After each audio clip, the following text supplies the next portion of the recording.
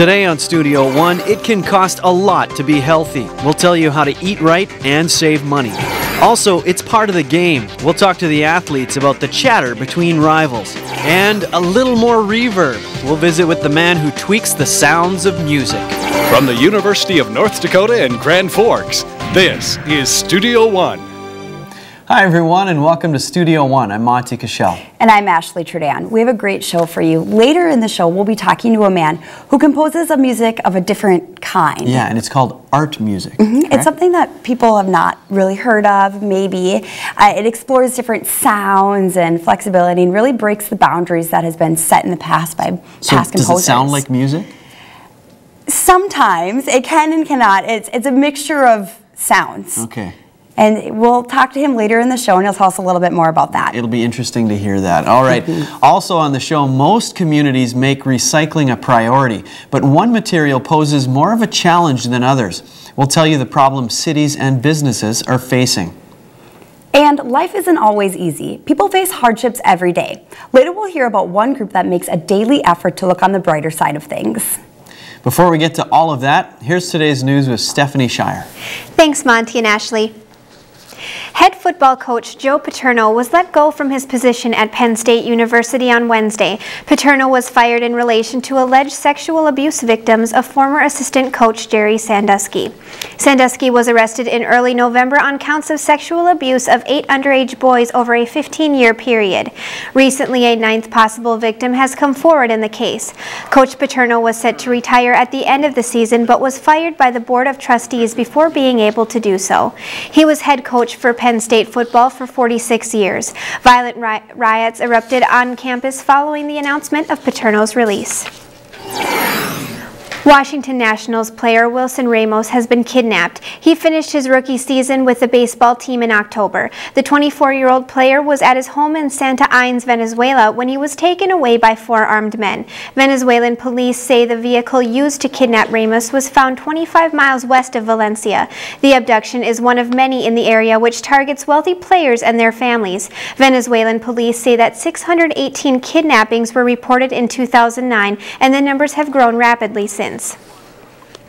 Scientists have been linking bisphenol A, or BPA, to a wide variety of health problems since 2008, but new findings on the chemical may have pregnant women concerned. A study in the Journal of Pediatrics says girls exposed to high levels of BPA are more likely to be anxious, hyperactive, and depressed by age 3. BPA is found in consumer products like plastic bottles, receipt paper, and the linings of metal food and drink cans. Exposure to this estrogen-like chemical can be harmful to everyone. There's evidence that BPA has been linked to cancer, to cardiovascular disease, and also to reproductive dysfunction. So it really does have the potential to create a host of difficulties, potentially when the exposure occurs at critical windows, such as in the fetus or the young child. Pediatricians say parents should be concerned of these findings, and pregnant women should reduce their exposure to BPA. Although some people who get into a car accident may lose their license, female drivers could end up losing much more. A study in the American Journal of Public Health shows that women are more likely than men to suffer chest and spine injuries from a crash. The results were largely attributed to women being relatively shorter in stature. They were also more likely to have bad posture while sitting.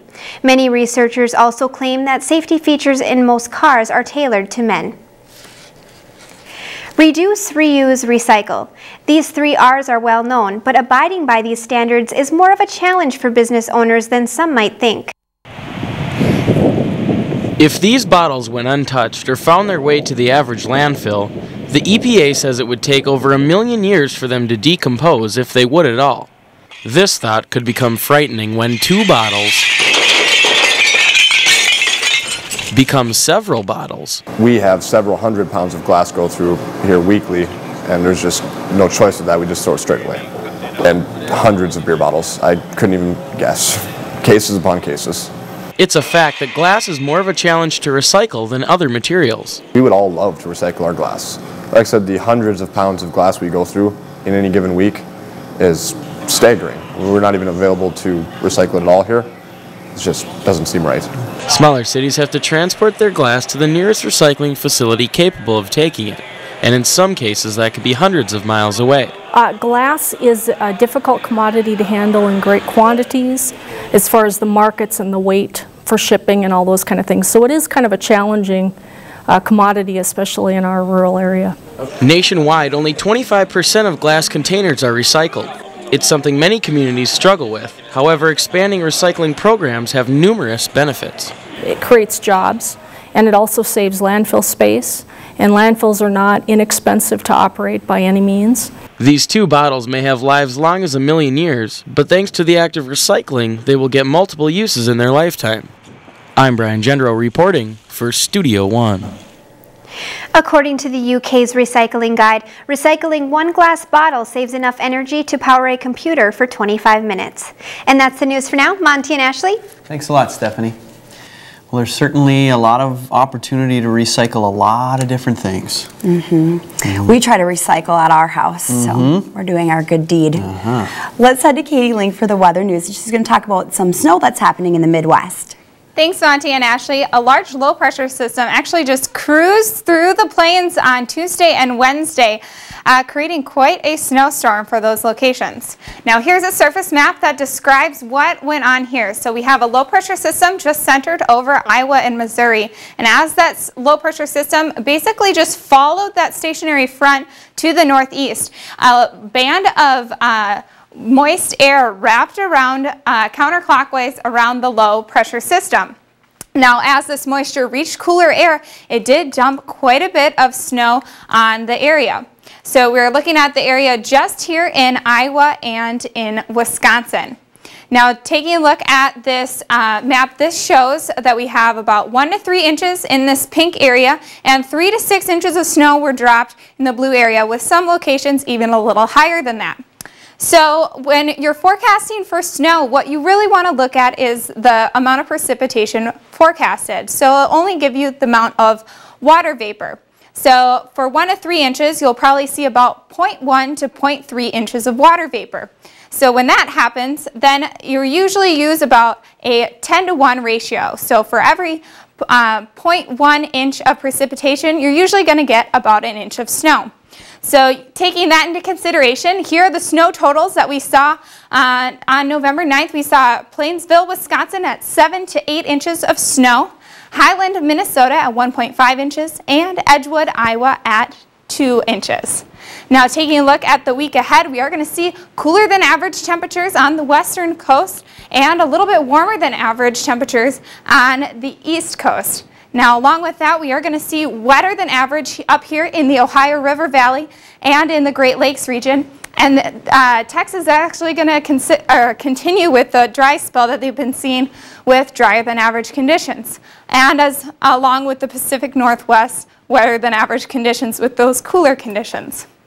Now that brings us to the weather question of the day. What other gas can be used to keep car tires inflated? Helium, argon, hydrogen, or nitrogen? Now, Monty and Ashley, I didn't actually know, but you can fill your tires with other gases. Thank you for the information, Katie. All right, yeah. One of the choices was helium on there. That could be maybe on a clown car, right? Just floating around. Floating around, sure. Space age thing. All right, it's time now to turn to sports. We have some NHL highlights and John Schaefer to give them to us. Thanks, Monty and Ashley. When tailgating at a college football game, people are thinking about the players and the food, but maybe not about recycling. The Environmental Protection Agency wants to change that. The EPA has started the Game Day Challenge. It's a contest between universities around the country. Participants collected common materials while tailgating, such as paper, beverage containers, and cardboard. Recycling at college athletic games can go beyond tailgating events. The goal was, one, to expose and get the word out of recycling, and then again, primarily to promote green at UND. Over 75 schools across the nation are participating in the Green Game Challenge. It's now time for the Studio One Sports Trivia question. Who holds the record for the most penalty minutes in a career for NHL players? A lot of enforcers on that list, and we'll get to that in the second half of our show here on Studio One, and that's the sports. Monty and Ashley. Thanks, John. Renaissance painting styles are mixed with 3D action in a new movie. We'll preview the Greek mythology-based film called Immortals. Also, many will argue that it's important to donate your time. Next, we'll talk to a man who goes out of his way to help kids in his community.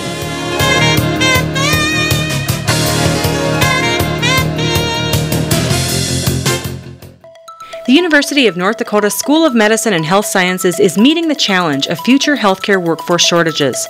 The state's only medical school produces the highest percentage of graduates nationwide who choose family medicine. Advanced degrees are also offered in basic medical sciences like anatomy and health professions like physical therapy. Students learn and train throughout the state. In that way, we really are North Dakota. Make your choice the UND School of Medicine and Health Sciences. At the University of North Dakota School of Engineering and Mines, improving the world is our project. This could be your next road.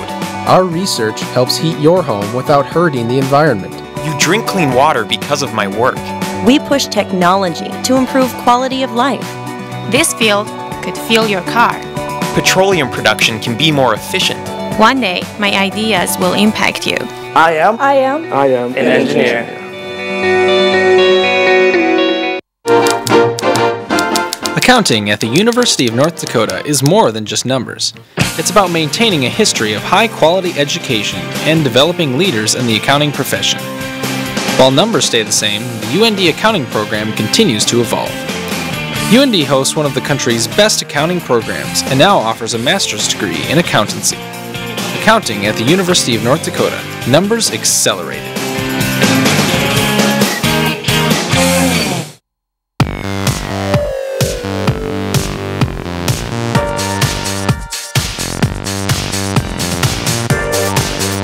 Studio One is a television show produced by students at the University of North Dakota. You can be a part of the graphics team, the marketing team, news team, programming team, production team. Training never ends. You get to produce guests, you get to do the reporting side of it. It's really worth the experience. You will not regret it.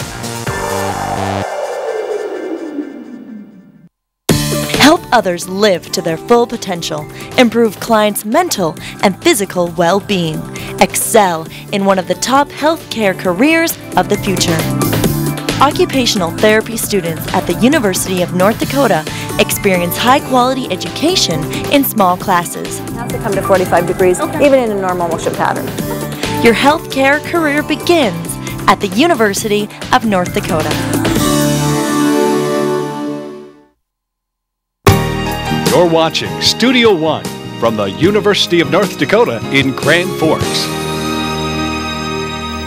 It can be easy to see the glum side of situations with life's daily struggles, but across the country, a group of more than 80,000 Americans have promised to stay optimistic. Optimist Club member Brad Costello is here to talk about the work he and his group are doing to help improve their communities. Thanks for coming on the show today. Thanks for having me. Well, and you're part of the Optimist Club, so do you walk around with smiley buttons all day and No, don't walk around with smiley buttons, but just try to live that way. Okay, and what is the Optimist Club? What happens? The Optimist Club is a group. It's not only just nationwide, but a worldwide group. But in the city of Grand Forks, it's a group that's dedicated to the youth of the community that they serve. So basically, as an optimist, all our fundraisers and all of our projects are directed towards the youth of our community. Okay, so it's focused that way. It's an organization that's been around for a long time. 1919 is when it was started, and like I said in the intro, more than 80,000 members strong. What kind of person does it take to be part of the Optimist Club? Well, I think the word optimist, obviously an optimistic person, but also a person that believes in helping the youth. Again, likes working with the younger people in our community and believes in that. Okay, and you're actually the president of the chapter here in Grand Forks. What is your role with that then? My role is to just kind of continue in the path that the organization has taken. Try to lead in the fundraising activities as well as the activities that the youth do, and really try to increase membership if possible. And how did you get in that role? How did you start with the Optimist Club yourself? I joined the Optimist Club 4 years ago and just kind of grew into it, and more got involved with different activities, and became president. All right. And what are the responsibilities of members, whether you're president or not? What are some of the things that you have to do? You don't necessarily have to do anything. We have weekly meetings that are held at the Bronze Boot in Grand Forks, and we ask our members to try to donate some time, their time to, again, our projects or our fundraising activities. But there's nothing that you have to do as a member. What about from the national level? Do they say to the local chapters all over, okay, we're focusing on this now, you have to do this, or is it pretty loose? We're able to focus on, they give us some direction, but we also are able to focus on the projects that we feel are fit for the community. Okay, and what are some of those projects that you work on? I think some of them that we do are bicycle safety, where we work with the different elementaries in Grand Forks, the third graders, and we have them bring in their bikes and get those so they're safe for riding for the children. We also do Festival of Trees at the Columbia Mall, and also Bicycle Buddies is another one that we are involved in, and that's a deal where we give out bikes to needy children. Okay. And the Festival of Trees also the trees are donated to needy families. And Festival of Trees, I'm assuming that's around the holidays kind of a thing? Yep, it's coming up. Trees are decorated by various organizations and all held at the Columbia Mall. Okay. And so in other cities, they may be doing things entirely different, but geared toward the youth as well? That's the general? The general, correct. Okay. Yep. Now, the fundraising, you mentioned that. How important is that with this organization as well? Well, it's huge because basically everything that all the projects that we do are able to be funded by our fundraising activities. So we have fruit sales that is going on right now. We've done gift wrap throughout the years, and also we've started cotton candy sales at the Art Fest in downtown Grand Forks in the summer. Any way you can raise some funds then. Correct. And do you have an example or a story where you were at an event or planning an event or doing something with youth and you said, yeah, okay, this is why we do this? Well, not a specific story, but the Bicycle Buddies, I think, is a story that gets told and told again, where you have a young individual, young child that family cannot afford a bike, and we're able to give those out each spring, and I think that speaks for itself, what that means to the child. Okay. Well, you say anybody can get involved. What are the rewards they get out of this? I think, speaking for myself, it's just the satisfaction of seeing a youth or anything that we do to try. It's for the youth, and it's self-fulfilling. Sure. And you're a volunteer as well as the other Optimist members. What have you learned through your experiences with the club? Well, it's just very gratifying. You just makes you feel good being able to be involved in an organization with kids that I have young children myself, so I can really relate, and it just makes you feel good that you're giving back to the youth of this community. All right. Now, if people, our show plays in a lot of communities. How do they get involved with the Optimist Club if they're interested? Very simple. We have Wednesday meetings at the Bronze Boot.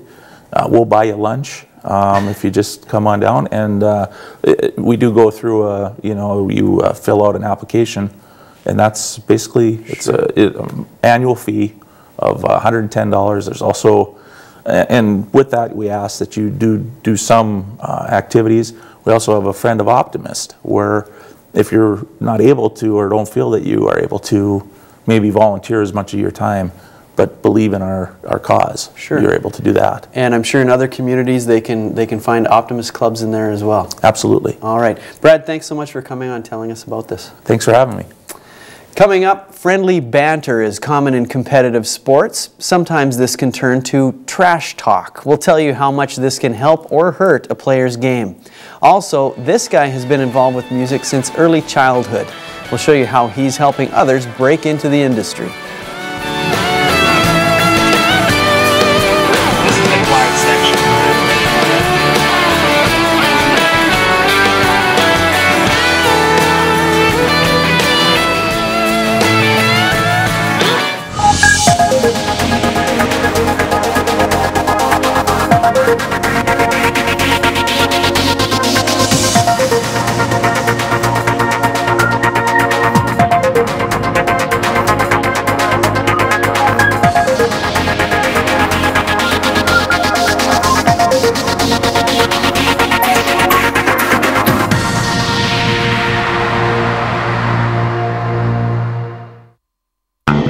What does cancer look like? What about diabetes, heart disease? Medical laboratory professionals are a vital link in the treatment of disease and maintenance of health. They investigate clues found in the body that will direct patient care. The University of North Dakota's laboratory science programs are some of the most innovative, far-reaching, fully accredited programs in the nation. The UND School of Medicine and Health Sciences can help you become one of the few who see beneath the surface.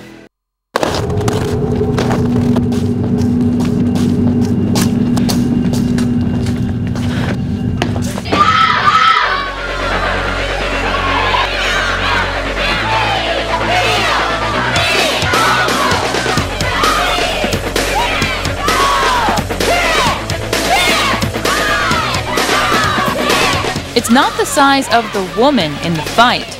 It's the size of the fight in the woman.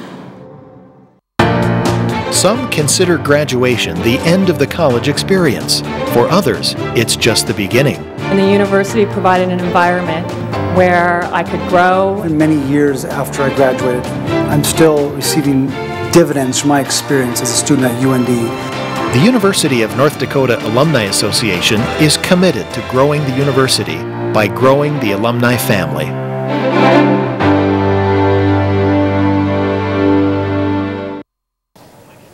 Producers of the movie 300 are back, and with just as much treachery and testosterone. Years after the gods won their mythical war against the Titans, a new evil threatens the land. This is the premise of the new movie called Immortals. Sir, there's movement on the front. Mickey Rourke plays the bloodthirsty king Hyperion. He scorches Greece in search of a legendary weapon. In the hands of a king, it would destroy mankind and annihilate the gods, who by ancient law cannot intervene in man's conflict. The peasant Theseus is secretly chosen by Zeus to save his people. He must lead the uprising or watch his homeland fall into ruins, and his gods vanish into legend. Zeus's objective is to find a leader. And so he chooses Theseus, who he sees something in him where he's not afraid to stand up for who he is and what he believes in. The director wanted a hardcore action film done in Renaissance painting style. Previously named Dawn of War and War of the Gods, before officially named Immortals, the 3D film is loosely based on the Greek mythology of Theseus. The R-rated movie is set for release 11/11/11. Now it's time to look at the events happening in your area.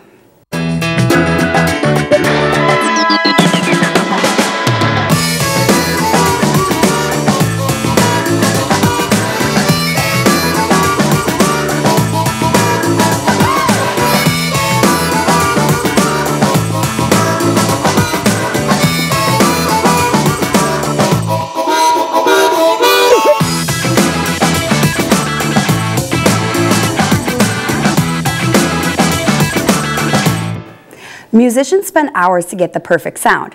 They often get help from others with the details. Today we spend a day in the life of a man who lives for music. You never know where you might find talent, and few may know that as much as Sam McCarram. Sam has been a musician since he can remember, and his style reflects his international influence. God, I had a band, I think I was 12 years old in my first band. And we played in West Africa, played in Lebanon, played in England. He has played in area bands for 20 years, but has expanded his musical repertoire and now runs a recording studio from his residence in Grand Forks, North Dakota. Whiskey Sam Recording Studio began in 2005 and has slowly been expanding. You hear a lot about people saying, keep your daytime job. So maybe that's what we did, kept my daytime job. Trained as a classical guitarist, Sam works for the State Flour Mill, but spends every spare moment in his studio doing what he really loves. His love of music is what brought him here and kept him here. I got it made here, you know. I like the people, culture is nice. The studio attracts many local artists and bands. He's got an awesome studio here. He's got all the equipment that you need to record. You don't have to bring any of your stuff in, your own stuff in if you don't want to. Sam said he sees himself as a mentor to young artists and recognizes a lot of talented musicians in the area. I'm hoping I put some music out there for somebody in this town here that's gonna make it, you know. Sam is proof that no matter what you do for a living, you cannot deny your true calling. With photographer Doug Amdam, I'm Lisa Casares reporting for Studio One. MTV hired Sam's recording studio for the sound they needed for their reality show, True Life. He plans to retire next year and work at his studio full-time. Coming up, winter is almost here, and that means dangerous winter driving. We'll tell you what you need to know about tire pressure for the cold temperatures. That story plus some news, sports, and weather in the next half hour of Studio One.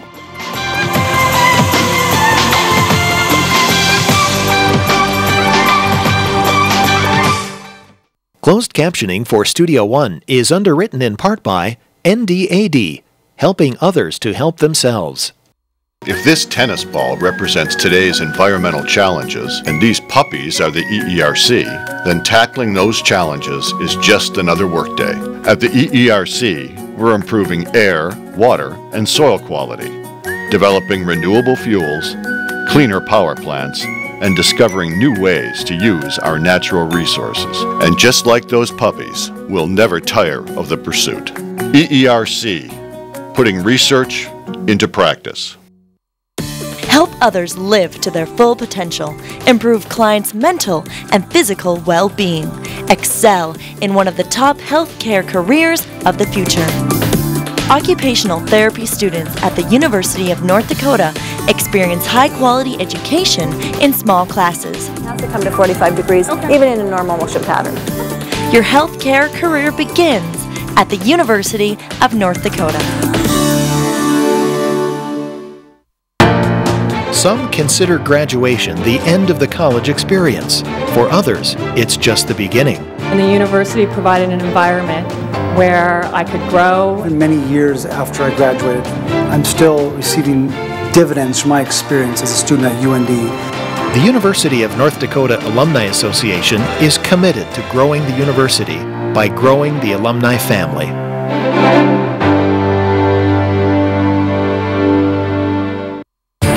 Your future depends on this moment.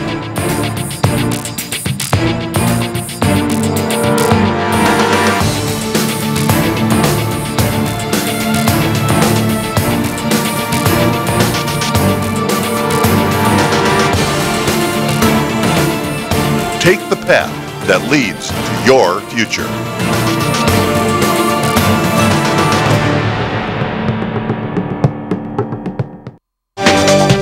From the University of North Dakota in Grand Forks, this is Studio One. Welcome back to Studio One. Thanks for joining us today. Well, we have a lot of great things coming up. One of the topics we're going to talk about is the computer voices that you hear from time to time. They're everywhere now. They are everywhere. It's like, the first one I remember was getting in a vehicle and it said, "Your door is ajar." I always thought it was weird because my door is a door, but anyway. The interesting thing is, female voices are the default on most of the devices that you hear things. So we went out, we asked people, do you prefer a male voice or a female voice in your devices, and why? We got some interesting answers, and those are coming up. Also, in the next 30 minutes on Studio One, the USDA changed the standard nutritional guidelines to incorporate more vegetables and protein. We'll tell you how this will affect your health and your wallet. Also, beatboxing is when a performer produces beat drums and musical sounds with their mouth. We'll sit in on a performance by a group that travels the country.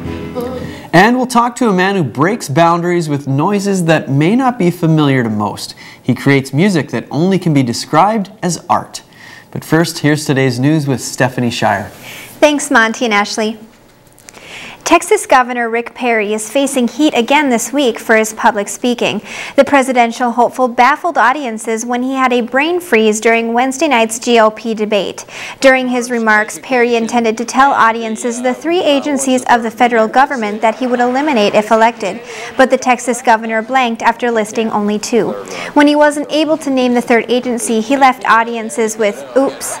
The debate blunder was reposted on the internet, where it reached the top of YouTube's most viewed videos by the next day. In response to his mishap, Perry admits that he really stepped in it, but is not going to quit. Africa's western black rhino has been officially declared extinct. The rhino subspecies was last seen in western Africa in 2006. The video you see here is of another black rhino subspecies being rescued in South Africa. The International Union for Conservation of Nature stated that lacking political support for habitat conservation, commercial poaching, and increasing demand for illegal rhino horns led to the animal's demise. The group, which produces the Red List of almost 62,000 threatened species, is calling for strength in conservation efforts. Email introduced a new world of communication. eBay brought online shopping. And now ebooks are introducing a new term to your online library, e-lending. Next time you head to your library, don't forget your e-reader. Amazon recently began a partnership with thousands of U.S. libraries to begin lending electronic books. Like the library's physical books, most ebooks are due back within 7 to 14 days. They don't require a yearly membership fee to Amazon. The website publiclibraries.com fears that if the Kindle lending library becomes popular, this could mean hard times ahead for libraries. Some, however, feel differently. As long as we make changes to keep up with it, I don't see that it's going to affect us negatively. We're just trying to keep up. Amazon's biggest complaint so far is that the selection is limited. This means the service likely won't replace or outpace public libraries anytime soon. The need for many cities to downsize their budgets has led to the laying off of many government employees. Law enforcement has been one of the hardest hit sectors, with 12,000 police officers projected to lose their jobs by the year's end. That would be the first decrease in law enforcement jobs in 25 years. Some oppose the cut, saying that it would lead to more crime. Although history shows that crime usually increases during economic recessions, the United States defied the trend last year with a decrease in both property and violent crimes. In the summer of 2011, the USDA said goodbye to the standard food pyramid and introduced MyPlate. The new dietary guidelines say people should eat 1/2 fruits and vegetables, 1/4 grains, and 1/4 protein. However, following these guidelines may raise your grocery bill almost 10%. When walking through the grocery store, many people might steer their cart away from expensive items. But when those high-priced items can benefit health, it can cause a dilemma with someone on a tight budget. Nutritionists say it is possible to buy nutritional food and save money. So first of all, think about what's on sale. Take advantage of the ads that the supermarkets have. What are they selling and promoting for that week? Buy in bulk in general is less expensive per ounce. Goodwin also says buying fruits and vegetables in season can also help budgets. Making home-cooked meals and staying away from manufactured food is something Goodwin emphasizes as well.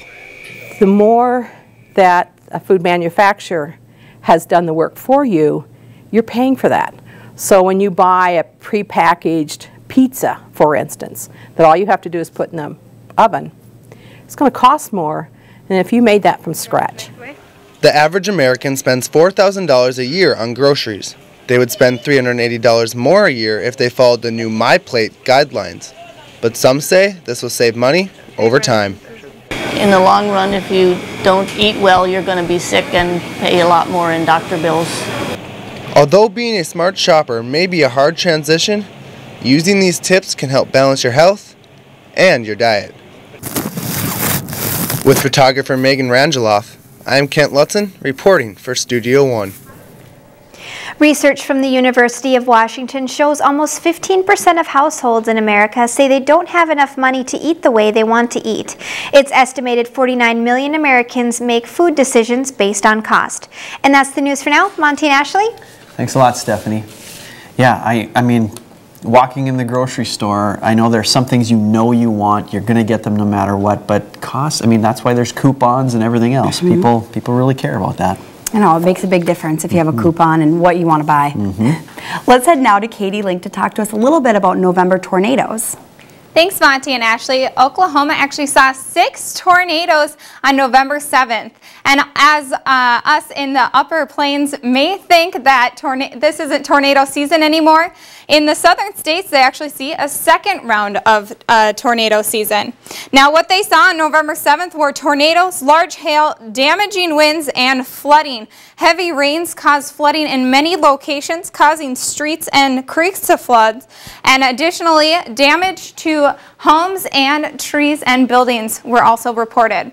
Now what happened was there was a large low-pressure system with a cold front trailing it. Now, with this warm, moist air being brought up by the Gulf, it collided with cold, dry air from the Rockies. Now, as these two air masses collided along this cold front, it sparked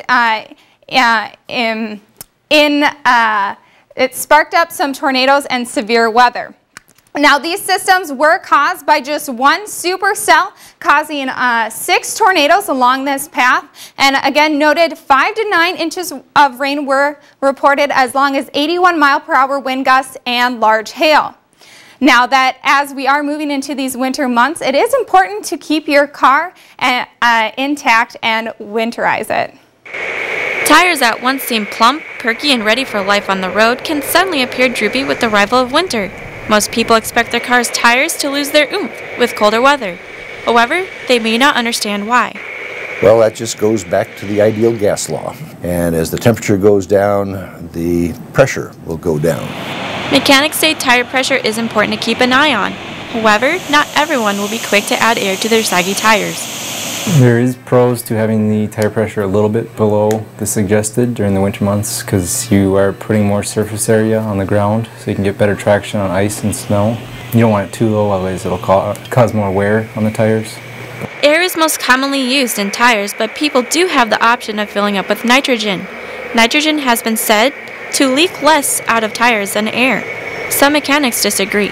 A lot of them that come in still are low, even though they have nitrogen in the tires. So I don't think it's really worth the extra cost to have filled with nitrogen. Finding the right balance of air pressure in your tires could help take the pressure off of any winter worries that head your way. With photographer Megan Rengeloff, I'm Krista Cooley reporting for Studio One Weather. Now, that does bring us back to our weather question of the day. What other gas can be used to keep car tires inflated? And the answer is nitrogen. Now, Monty and Ashley, it is important to check your air tires once every 3 weeks. Thank you for the information, Katie. That's a good tip. Check your tires. All right. Well, it's time now to go to sports once again, and John Schaefer. Thanks, Monty and Ashley. In any sport, there is banter between players. The trash talk in the arena is just part of the game. One place where it is prominent is on the ice. Many hockey players know trash talk is as much a part of the sport as Zambonis, pucks, and sticks. Its purpose is not to give yourself the one-up, but to give the opponent a downer in ego. These demeaning exchanges are never ending. I would say that it occurs in between every whistle, you know, when guys are going for line changes or when there's a scrum around the net after a whistle. I would say that there's always someone yelling at someone. Some players are better at the improvisation of trash talking than others. That's how I play. I think I kind of have to. I'm not very good at it, so I kind of stay away from it. I'm the kind of guy that will get to the bench and think of something there and go, oh shoot, I should have said that. When guys start chirping, the things that are said might even catch the ear of some of their teammates. I would be skating by and listening to what he's saying to guys, and I would get a chuckle to myself and have to keep a straight face. While players try to handle their words out on the ice, the coaches don't let other coaches get under their skin. Well, and sometimes heated between coaches. You know, a difference of opinion sometimes with the biased outlook that you have on the game.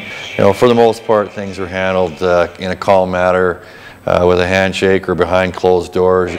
For the players that can't drop the mitts in the college level, there's still one way to get retribution. If someone's been jawing me the whole game, you know, if he has the puck in the corner or something and I get a nice, solid, hit on him or check on him, I guess, then you can, you know, make eye contact and you know you owned him.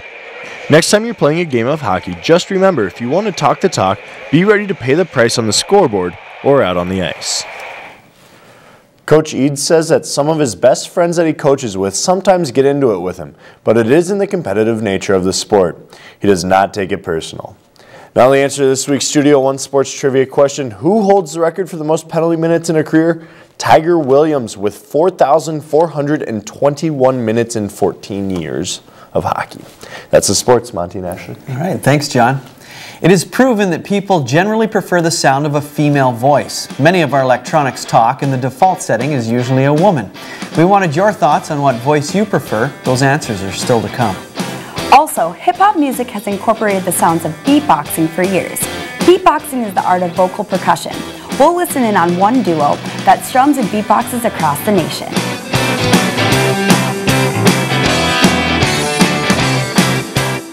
If this tennis ball represents today's environmental challenges and these puppies are the EERC, then tackling those challenges is just another workday.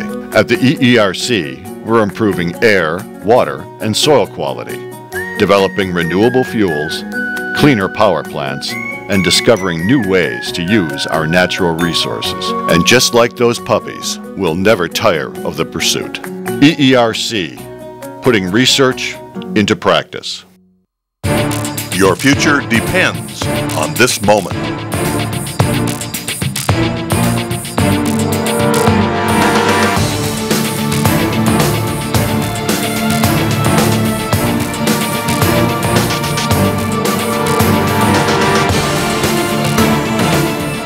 Take the path that leads to your future.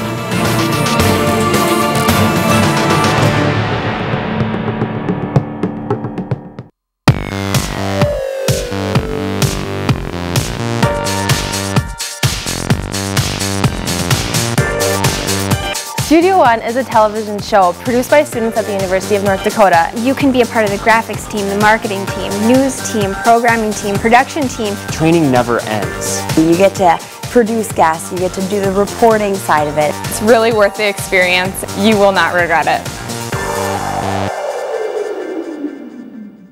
At the University of North Dakota School of Engineering and Mines, improving the world is our project. This could be your next road. Our research helps heat your home without hurting the environment. You drink clean water because of my work. We push technology to improve quality of life. This field could fuel your car. Petroleum production can be more efficient. One day, my ideas will impact you. I am an engineer.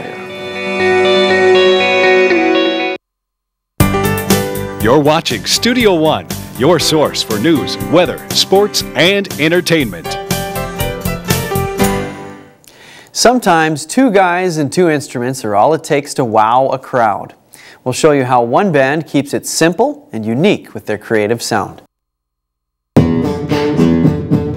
Many great things come in pairs, like salsa and chips in spring break in Florida. For Jason and DJ, those 2 things would be a guitar and some mad beatboxing skill.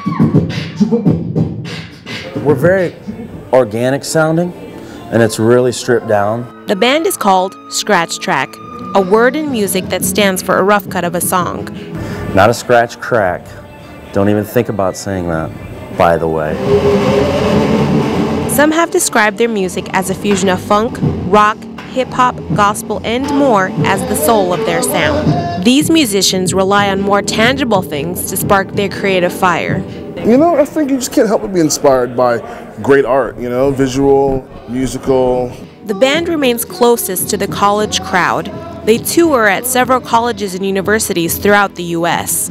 They began making music in college and knew they wanted to make a living being in a band. I get to play my guitar with my best friend and write songs. And these guys use right brain creativity with left brain thinking to be able to live their life without working a 9-to-5. For them, it's not the size of the crowd, but the size of their enthusiasm. We just want to keep making music. We want to be career artists and play for as many people as possible. Just like mashed potatoes and gravy and Facebook and the internet, this musical duo makes guitar and beatboxing meant for each other. With photographer Megan Rangeloff, I'm Lisa Casares reporting for Studio One. Scratch Track has performed with acts such as Outkast, The Roots, and Los Lonely Boys. Based in Kansas City, they always remember to reach the nook and crannies of the Midwest. Siri is the female heard through the new voice-activated feature on the iPhone. The voice of a woman is actually preferred by most when it comes to technology. We wanted to know your thoughts on whether you prefer a male or female voice on your electronic device. I think I'd prefer a female voice. I feel like it's just more soothing as long as they're not yelling at me. I would prefer a male voice. Usually a male voice is more mellow sounding and easier to understand. Female, British, because they have more authority.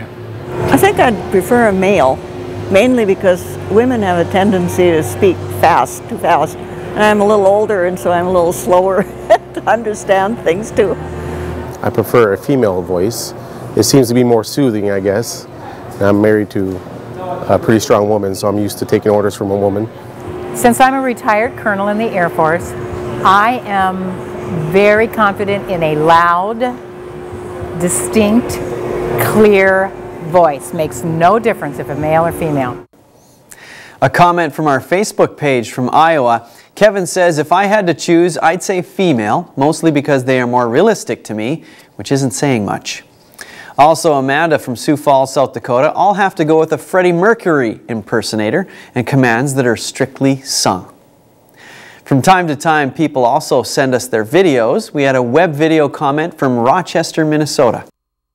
The only time I've used that technology so far is with a GPS, and unfortunately, more often than not, I find myself arguing with that technology and then realizing that I'm arguing out loud with a computer and not a real-life person. So for me, the answer would be neither voice. Our next guest creates music that is not to be played in the background of a room. He says it should be the focal point of your listening experience. Next, we will talk to a man who composes art music.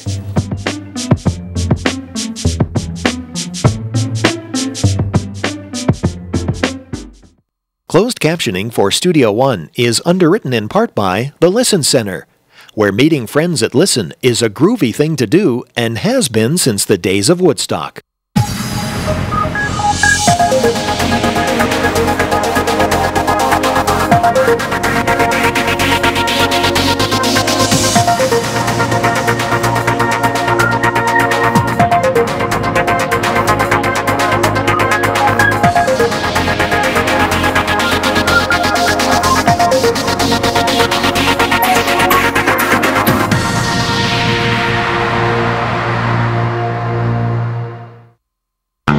What does cancer look like?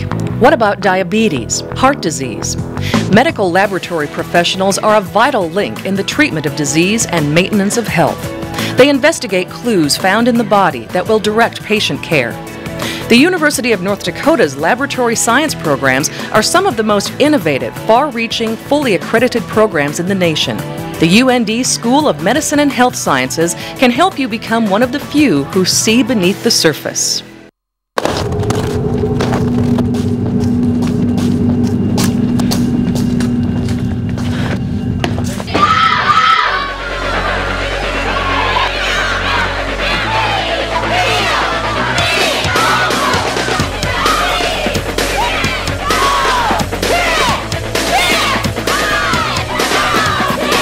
It's not the size of the woman in the fight. It's the size of the fight in the woman. Some consider graduation the end of the college experience. For others, it's just the beginning. And the university provided an environment where I could grow. Many years after I graduated, I'm still receiving dividends from my experience as a student at UND. The University of North Dakota Alumni Association is committed to growing the university by growing the alumni family.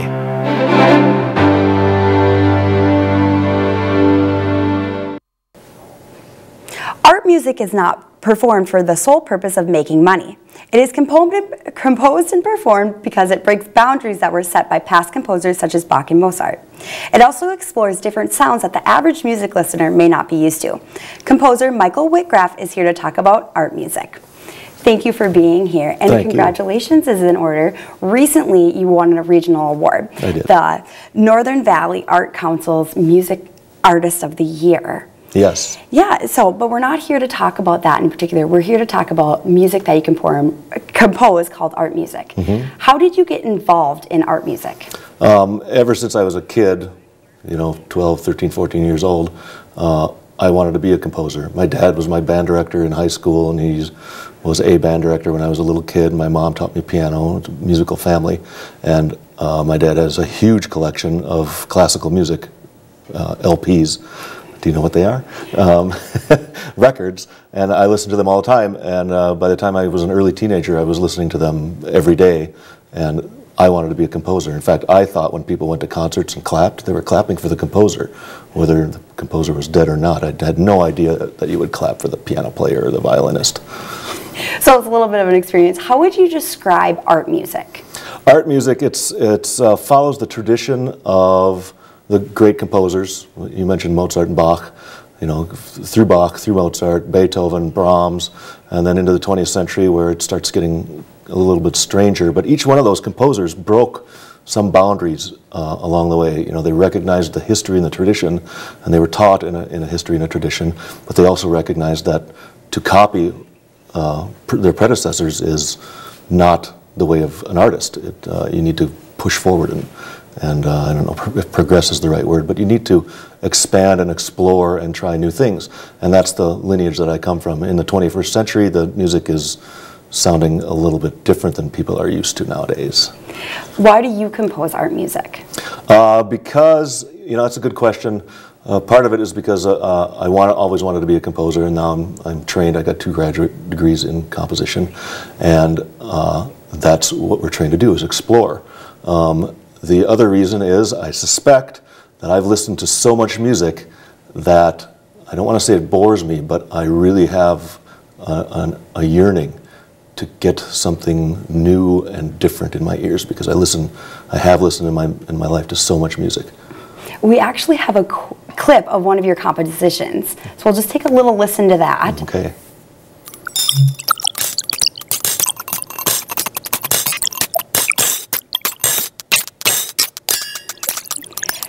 What are we hearing, or what did we just hear? That piece of music is called Disinformation Indistinguished. It's a tongue twister. It was written entirely on computers using pre-recorded sounds. I made most of the sounds myself. I was clinking things together, and I spoke into a microphone and did things, but all of those sounds are put through a computer and heavily processed to the point where most of them are actually unrecognizable. This piece is supposed to be performed, it's you know, you push a button and you play it, that's what it is, but it's supposed to have 4 speakers, kind of like surround sound, 2 in front of you, 2 in back of you, so you get sounds going back and forth. But it explores sound. You know, I say, I want to take this sound of this glass clinking, what can I do to it? How can I make it be a musical motive? How can I hold somebody's interest for 8 minutes? That's what a composer does. I organize sound in a span of time. It just sounds like a bunch of random noises. What makes art music different than other types? Well, art music takes, well, different than other types, you'd have to specify which types. But in general, art music is not concerned with, I wouldn't say it's not concerned with audiences, but it's not concerned with making money. It's not, it doesn't progress from the how much of this can I sell? What are most people going to like? It really speaks from me. What do I like? And if it happens to draw the interest of other people, that's great. But I do take it very seriously, and I have so much respect for music, from little kid music that you learned when you're a little kid, to popular music, to any kind of music, to music that is used just for teaching, to my kind of music, which is really, I think it's kind of heady and intellectual and a little bit too erudite for most people, which that's what I enjoy and that's what I do, and I write it for people who are interested in really, really stretching their oral boundaries. Mm-hmm. And we actually have another piece of music that may sound to some people a little bit more like music. So we'll take a listen to this.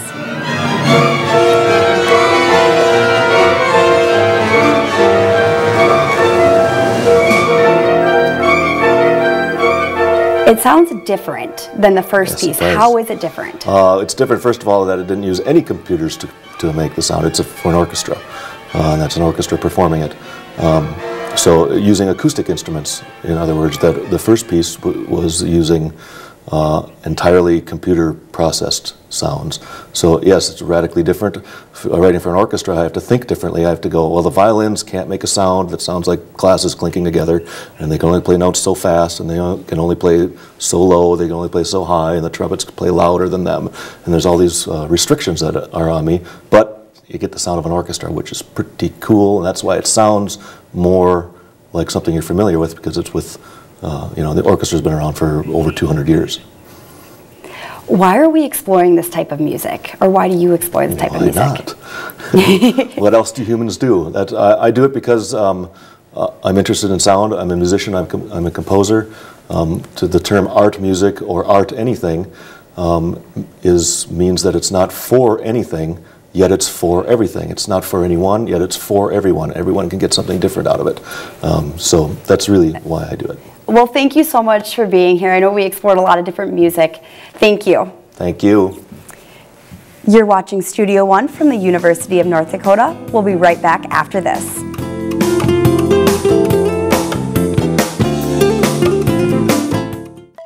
The University of North Dakota School of Medicine and Health Sciences is meeting the challenge of future healthcare workforce shortages. The state's only medical school produces the highest percentage of graduates nationwide who choose family medicine. Advanced degrees are also offered in basic medical sciences like anatomy and health professions like physical therapy. Students learn and train throughout the state. In that way, we really are North Dakota. Make your choice the UND School of Medicine and Health Sciences.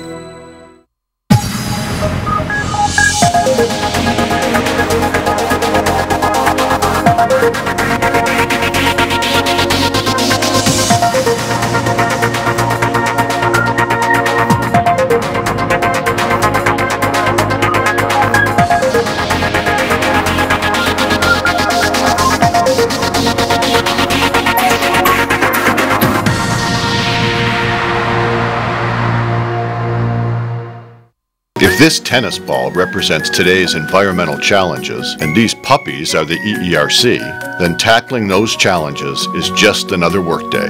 At the EERC, we're improving air, water, and soil quality, developing renewable fuels, cleaner power plants, and discovering new ways to use our natural resources. And just like those puppies, we'll never tire of the pursuit. EERC, putting research into practice. At the University of North Dakota School of Engineering and Mines, improving the world is our project. This could be your next road. Our research helps heat your home without hurting the environment. You drink clean water because of my work. We push technology to improve quality of life. This field could fuel your car. Petroleum production can be more efficient. One day, my ideas will impact you.